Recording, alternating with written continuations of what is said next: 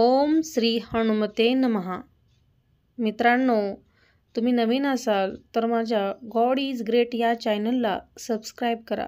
मी तुम्हाला आज शनिवारी मारुतीची कहाणी सांगणार आहे. ती तुम्ही शेवटपर्यंत ऐकावी. एका आटपाट नगरात एक ब्राह्मण मुलगा व सून राहत होते. मुलगा प्रवासाला गेला. सासू सासरे देवाला जात, भिक्षा मागून धान्य आणीत. सून स्वयंपाक करे, सासू सासऱ्यांना वाढून उरलं सुरलं आपण खात असे. श्रावण महिन्यात शनिवारी एक मुलगा आला.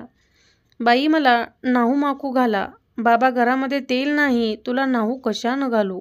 माझ्यापुरतं घागरीत तेल असेल, थोडं शेंडीला लावून नाहू घाल, जेवू घाल. सुनेनं घागरीत हात घालून तेल काढलं, त्याला नाहू घालून जेवायला घातलं.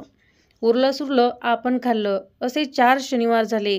4थ्या शनिवारी त्या मुलाने तांदूळ मागून घेतले आणि जातेवेळी घरभर फेकून अदृश्य झाला.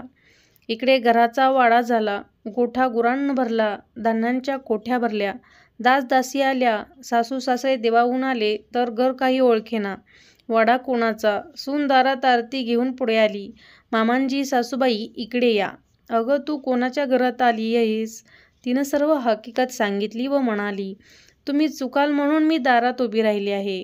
आरती करून त्यांना आत घेतलं. तिने गरीब असूनही तिच्या हातून होईल तेवढा तिने परोपकार केला. त्याने पुण्य तिला मिळाले. त्यामुळे तिला मारुती प्रसन्न झाला. तसा तुम्हा आम्हा हो, म्हणजेच आपण परोपकार केला पाहिजे, गरिबाला दान केले पाहिजे. त्यातून आपल्याला पुण्य मिळते. आपला पुण्याचा वाटा जास्त असला पाहिजे आणि पापाचा वाटा कमी असला पाहिजे, तरच देव प्रसन्न होतो. आपली सगळी संकटे दूर होतात. ओम श्री हनुमते नमः. ही छोटीशी कहाणी कशी वाटली कमेंटमध्ये सांगा.